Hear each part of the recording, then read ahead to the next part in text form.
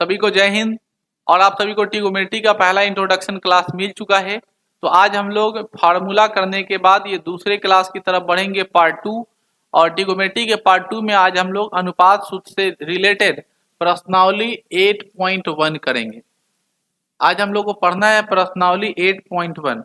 बच्चों, हम सभी के लिए बहुत जरूरी है कि हम लोग क्वेश्चन बनाने से ज्यादा क्वेश्चन समझने पर ध्यान दें। अक्सर ऐसा होता है कि हम लोग क्वेश्चन को बनाते जाते हैं, क्वेश्चन को समझ नहीं पाते हैं, जहां पर दिक्कत हो जाती है। और मैथ ऐसा चीज है जहां पे आप ब्रेन को एस्टेब्लिश करते हैं, ब्रेन को कंट्रोल करते हैं और चीजों को समझते हैं, तभी जाकर आप बना पाएगा अच्छे से। अन्यथा मैथ को रट के नहीं कर सकते हैं। तो आज हम लोग प्रश्नावली 8.1 एनसीईआरटी क्वेश्चन को कर रहे हैं। जैसा कि आपके पास बुक होगा और मैं भी आपके साथ बुक लेकर के हूँ, तो मैं कोशिश करूंगा कि आप अपने साथ बुक लेकर के रखिए और इस क्वेश्चन को करना शुरू में करता हूं। पहला क्वेश्चन आपके सामने है जो मैं पढ़ रहा हूं। पहला क्वेश्चन क्या कहता है सो देखिए। एक त्रिभुज एबीसी में कोण बी समकोण है। तो मैं सबसे पहले एक क्वेश्चन बनाने से पहले मैं एक फिगर ड्रॉन करूंगा बच्चों। और आपके पास ये ए है, एक बी है और सी। समस्या ये आ जाती है कि हमने यहाँ पे बी क्यों लिखा है, क्योंकि आपसे सवाल में बोला है कि जो बी है वह समकोण है। बी जो है वह क्या है, समकोण है।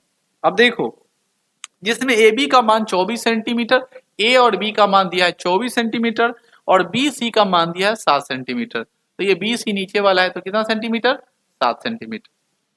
मैंने इसके पहली कक्षा जो बताया था उसमें मैंने आपको समझा रखा है कि क्वेश्चन कुछ भी पूछे नहीं डरना है। अगर आपके पास फिगर मिल जाए तो आप पहले तलाश करिए कि आपके पास तीन चीज है क्या। तो आपको क्लियरली दिखाई दे रहा है, ये लंब है और ये क्या है, आधार है। मतलब गायब कौन सा है, कर्ण। तो हमने कहा कि आपको पहले तीन चीज निकालना है और वो तीन चीज में क्या है, पहले निकालना पड़ेगा कर्ण अर्थात एसी के मान। तो कर्ण बराबर फार्मूला आप लोग को पढ़ाया गया है, लंब का स्क्वायर मतलब ए बी का स्क्वायर और आधार का स्क्वायर मतलब बी सी का स्क्वायर। लंब के जगह पर बैठाएंगे 24 का स्क्वायर, आधार के जगह पर बैठाएंगे 7 का स्क्वायर। 24 का स्क्वायर होता है 576, 7 का स्क्वायर होता है 49। 576 और इसको जोड़ेंगे तो कितना आ जाएगा, 625। 625 को निकालते हैं सर कितना आएगा, 25। यानी क्लियरली हम लोग इसका मान कितना निकालिए, 25 निकालिए। अब बच्चों जैसे ही इसको हम लोगों ने 25 मेजर किया, इसका मतलब लंब, आधार और कर्ण हम लोगों ने निकाल लिया है। अब पहले सवाल का हम लोग जवाब देना शुरू करते हैं, यानी सॉल्विंग करना शुरू करेंगे। तो सॉल्विंग हम लोग कैसे करेंगे, चीजों को ध्यान पूर्वक समझिए, अच्छे से समझिए, ताकि आप क्वेश्चन को अच्छे से सॉल्व कर पाए। देखिए, पहले नंबर में सवाल बोला है कि आप निकालिए साइन ए की मान। किसकी मान, साइन ए की मान। फिर पूछा है आपसे कॉस ए की मान पहले सवाल में, और दूसरे सवाल में आपसे पूछता है कि साइन सी का मान बताइए और कॉस सी का मान बताना। बनाना बहुत आसान है, चीजों को अच्छे समझिए। मैं आप लोगों को बहुत पहले बता चुका हूं और आपको समझा भी चुका हूं कि जिस एंगल से कोई भी चीज देखा जाता है वही एंगल जो होता है वो वैलिड होता है। जैसे आप लोग ये जानते हैं, अगर ए बोल रहा है तो ए पर से ताकेंगे, सी बोल रहा है तो सी पर से ताकेंगे। तो अगर ए बोला है तो साइन ए बराबर फार्मूला क्या होता है बच्चों, लंब होता है और बटे कर्ण होता है। तो ए पर से अगर देखते हैं, यहां से ताकते हैं, तो यहां से लंब कौन होगा, बीसी होगा। तो कितना होगा, 7। कर्ण कितना होगा, एसी। तो एसी का मान कितना होगा, 25। तो 7/25। कॉस का मान क्या होगा, आधार बटे कर्ण। तो आधार की मान कितनी होगी, देखो अब ए से ताकेंगे तो लंब अगर ये होगा तो बचेगा, सो आधार क्या होगा, 24 होगा। तो आधार कितना होगा, 24/25। बात करते हैं हम लोग साइन सी की। तो सी बोला है तो सी पर से देखेंगे, तो यहां से जब उधर ताकेंगे तो साइन सी के फॉर्मूला तो वही रहेगा, लंब बटे कर्ण। तो यहां से सी पर से ताकेंगे, लंब कितना होगा, 24 होगा और कर्ण कितना होगा, 25। उसी तरह कॉस सी का बात करते हैं तो क्या होगा, आधार बटे कर्ण, और आधार कितना होगा, 7 और कर्ण की मान कितनी होगी, 25। तो ये हो गई लंब और ये हो गया, दिखाई दिया। तो सी पर से ताकेंगे तो सी पर से लगाएंगे और ए पर से ताकेंगे तो ए पर से ताकाएंगे। ये हो गया आपका पहला क्वेश्चन।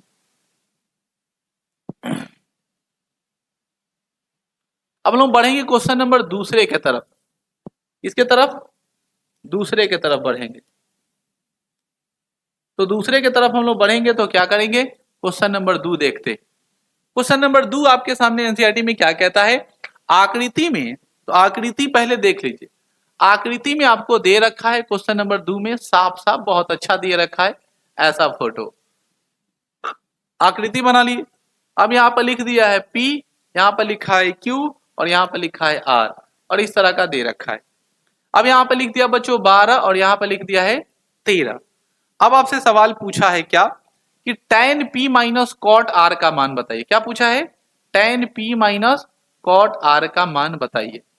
बहुत बड़ी समस्या नहीं है। हमको इस क्वेश्चन को देखने के बाद यह पता चल रहा है कि हम कुछ सोच में नहीं करेंगे, कुछ निकालने से पहले तो काम हुआ कि हमारा 3 चीज निकाले। तो 3 चीज में हमको दिखाई दे रहा है, ये वाला दिया हुआ है मतलब लंब दिया हुआ है, ये वाला दिया हुआ मतलब कर्ण दिया हुआ है, तो हमको निकालना है आधार। तो आधार हम लोग सबसे पहले क्या करेंगे, निकालेंगे।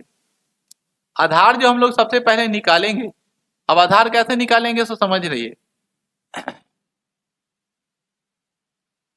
देखिए अब हम लोग आधार निकालने के लिए सबसे पहले फार्मूला लगाएंगे, क्यू आर बराबर क्या होगा, आधार बराबर होता है कर्ण का स्क्वायर मतलब पी आर का स्क्वायर और माइनस लंब का स्क्वायर मतलब पी क्यू का स्क्वायर। आ रहा है समझ में सबको।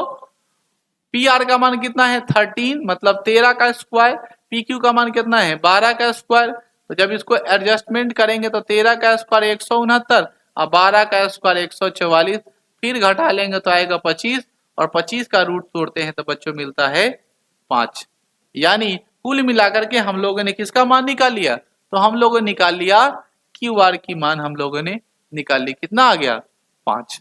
और जब क्यू आर की मान निकाल ली तो हमसे सवाल पूछा था tan P, कौन P, tan P या माइनस कॉट R का मान बताना। बहुत आसान है, tan P का मान पहले निकालो। तो tan P, P बोले तो P पर से ताकेंगे, P बोले तो P पर से ताकेंगे तो लंब ये होगा और आधार ये होगा। अब tan P बराबर फार्मूला होता है लंब बाई आधार, तो लंब का मान होगा 5, आधार का मान होगा 12 माइनस कॉट R बराबर फार्मूला होता है, R बोले तो यहां से ताकेंगे तो R बराबर फार्मूला होता है इसका जस्ट उल्टा आधार बटे लंब, तो R पर से ताकेंगे तो लंब ये होगा आधार ये होगा, तो आधार 5/12 हो जाएगा। घटा के आंसर क्या मिल जाएगा 0। तो ये रहा क्वेश्चन नंबर आपका 2। बहुत आसान तरीके से बच्चों में समझा रहा हूं, आपको बस समझना है और बस कॉपी किताब लेकर के बैठ जाना है। इसी तरह आपके सारे पार्ट मिलते रहेंगे, आपको थोड़ा भी दिक्कत नहीं होगा और मैथ इजी में चल जाएगा, एकदम मैथ करके चलाएगा एग्जाम में, कोई भी आपको नहीं झुका सकता है। अगले क्वेश्चन की तरफ बढ़ेंगे हम लोग। अगला क्वेश्चन नंबर हम लोग बढ़ेंगे 2 के बाद क्वेश्चन नंबर 3। क्वेश्चन नंबर 3 क्या कहता है, ध्यान से देखिए। क्वेश्चन नंबर 3 कहा है कि साइन ए बराबर 3/4। बच्चों साइन ए बराबर दिया है 3/4, तो कॉस ए का मान निकालना है। अब सबसे पहले आपको बोला कि कॉस ए का मान बताओ और tan ए का मान बताओ। उससे पहले कि हम लोग पहले जाने कि साइन ए बराबर 3/4 दिया है, इसका मतलब साइन ए बराबर फार्मूला होता है लंब बटे कर्ण। तो लंब दिया है और कर्ण दिया है तो निकालना क्या है आधार। लंब दिया है और कर्ण दिया है तो निकालना क्या है आधार, और आधार बराबर फार्मूला होता है कर्ण का स्क्वायर और माइनस लंब का स्क्वायर। कर्ण का स्क्वायर माइनस लंब का स्क्वायर। कर्ण का वैल्यू कितना होता है 4 का स्क्वायर, लंब का स्क्वायर कितना होता है 3 का स्क्वायर। 4 का स्क्वायर 16 और 3 का स्क्वायर 9, घटा लेंगे तो कितना मिलेगा बच्चों √7।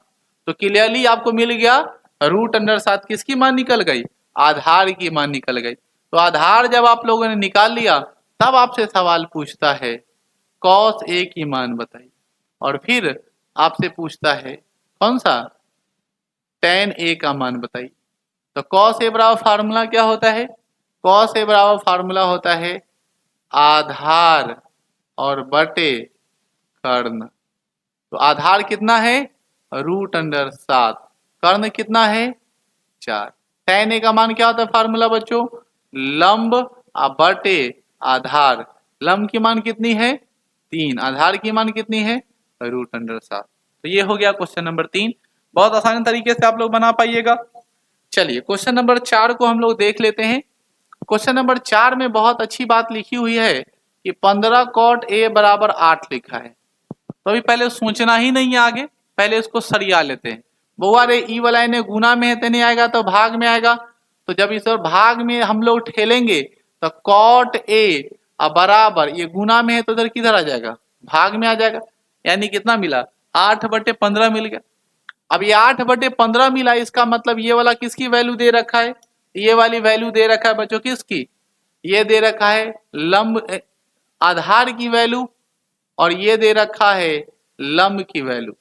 तो आधार बटे लंब दिया है, निकालना क्या है, कर्ण निकालना है। मतलब हमको हर बार 3 चीज चाहिए, तो हम कर्ण इस बार क्या निकालेंगे, इस बार निकालेंगे कर्ण।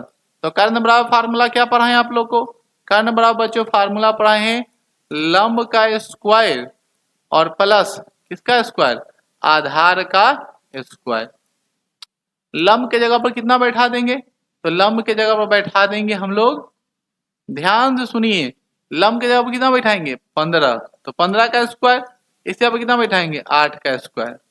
15 का स्क्वायर कितना होता है 225, 8 का स्क्वायर कितना होता है 64, 5 4 कितना होता है 9, 6 2 कितना होता है 8, 289, 289 का क्या है 17। आगे समझ में, कर्ण बराबर कितना हो जाएगा 17।